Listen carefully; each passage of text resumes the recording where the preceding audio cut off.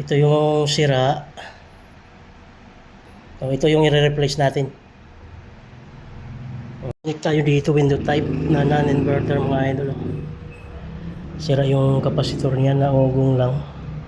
Kaya pinalitan na natin. Ito yung ipapalit natin. 30 UF. Palit muna natin. Okay na mga idol, nakabit na natin yung kapasitor.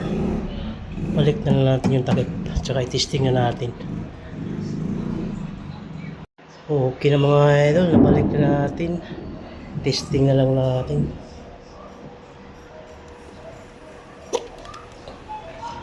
Testing. Fan. High fan.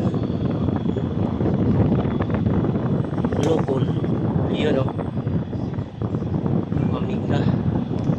Kanina kasi fan lang, walang compressor. Dahil nag-yelo na.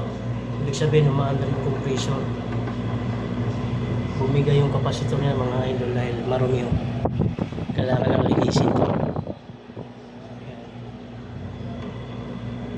High cool natin. Ano, nawala na yung yelo. Mawala na. Okay. Ayos. Ito yung sira. Ito yung sira niya. 25 UF.